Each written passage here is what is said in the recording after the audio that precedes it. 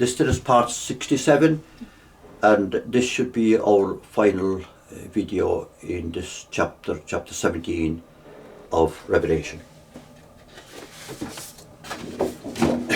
The trade routes which could be disrupted. Captain Weiberg died at the age of 66 on the 23rd of August 1847 at 9 St James's Road, Old Kent Road, London. His doctor, Robert Smith, wrote about the captain after his death. Captain Weiberg's constitution was entirely broken, consequent, in my opinion, on long continued military service in the West Indies, on other trying climates, and several gunshot wounds which he had received in action.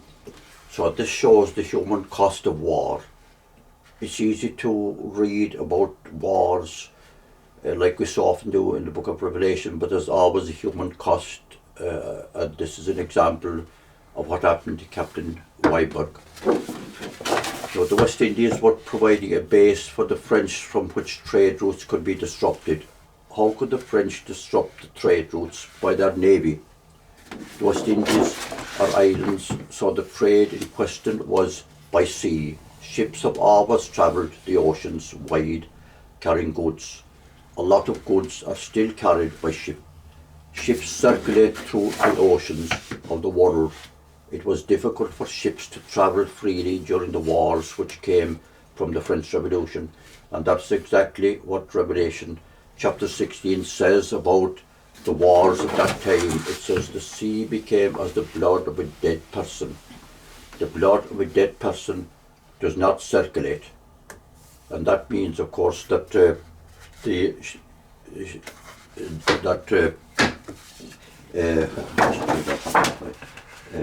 it means, of course, that some trade routes at that time were disrupted. The West Indies are near America, showing how widespread the wars of Napoleon became.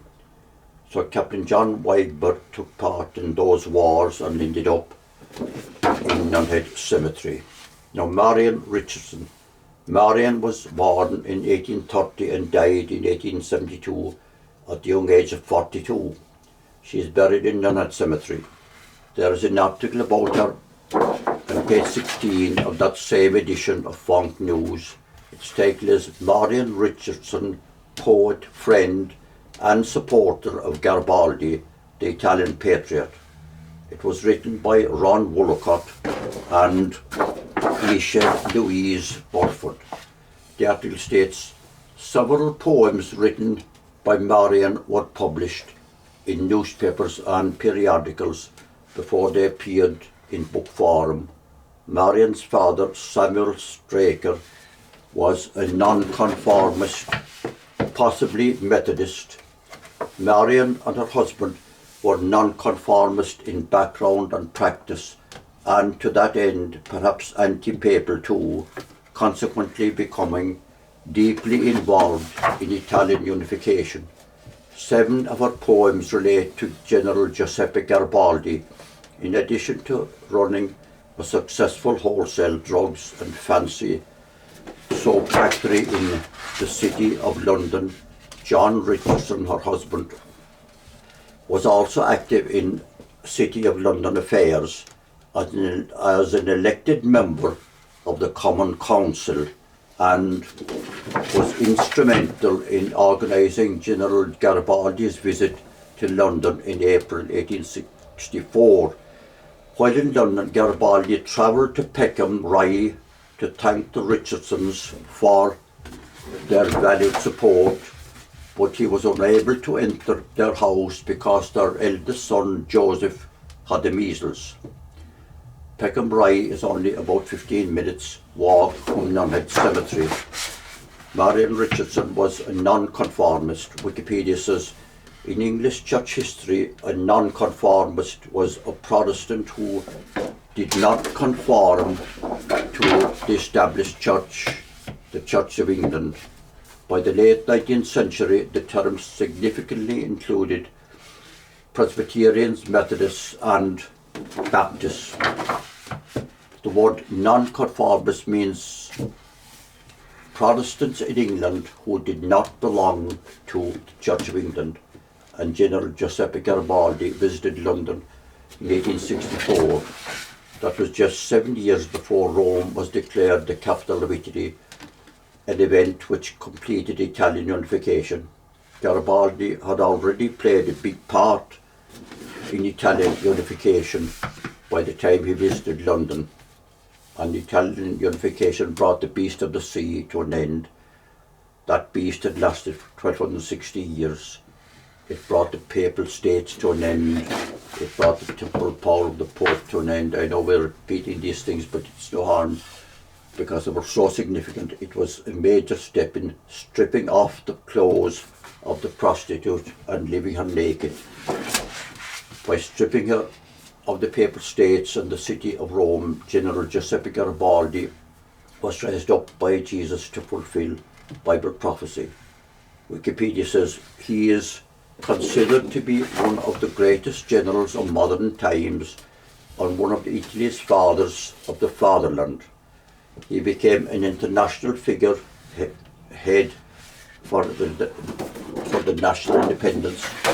In other words, he became recognized internationally as the head of the movement towards Italian independence and the Republican ideals.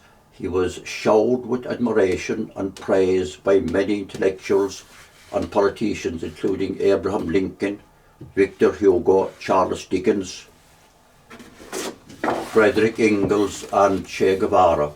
The British historian A.J.P. Taylor called him the only wholly admirable figure in modern history. Let's stop it there for a minute. A.J.P. Taylor was a very respected historian, and that's some praise, isn't it? And A.J.P. Taylor would be aware of all the great figures of Europe and the political figures and military figures. So he obviously was an exceptional character then, this General Giuseppe Garibaldi. So he graced Peckham then with his presence, but he couldn't go in and have a glass of Italian wine because their eldest son had measles. What a strange turn of events. Yeah. He died on the 2nd of June 1882, aged 74, at Caprese, Italy. Now, Captain John Wayburn fought in the wars of Napoleon. General Giuseppe Garibaldi fought in the wars of Italian unification. Both wars are foretold in the book of Revelation in chapters 16 and 17. This shows us that the book of Revelation foretells real events to be carried out by real people. Getting back then to the time will come when the tin horns will turn against the prostitute and strip her of her clothes and strip her of her clothes and leave her naked.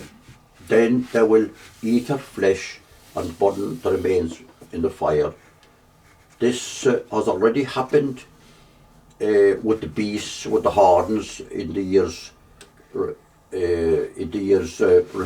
immediately following the French Revolution. But of course, needless to say that the aspect of the European Union itself is still to happen. So that we look forward then, as it were, some of the governments have already stripped her of her powers and privilege, and they stripped the Church of the Papal States and of the city of Rome, but the tin horns and the beast will turn against the prostitute. So the tin horns have done it in the past, the beast will do it in the future, and that will be the European Union turning against the Catholic Church after the second coming. They will burn the remains in the fire. This happened, well, it did happen in a very small degree, but by and large that did not happen in the past. It still awaits future fulfillment, and of course in that respect, of course, there is the balance between the Church and the European Union uniting together on the one hand when they will go to war against Christ, but then after that, or we don't know exactly how quick after that, there will come the question or the event of the fire, and Europe may actually set fire to some of the Catholic churches in their countries, in the countries of the European Union. This will happen when they come to fully realise the falsity of the Catholic Church, and they will come to realise how false the Catholic Church is from the teachings of Jesus and the saints. The European Union and the Catholic Church will be united, like I said, in going to war against Jesus and the saints, but it will be some time after that, perhaps very soon, that the leaders of Europe will turn against the Catholic Church. And that brings us to an end then of this chapter 17 of the book of Revelation. Thank you, Neil.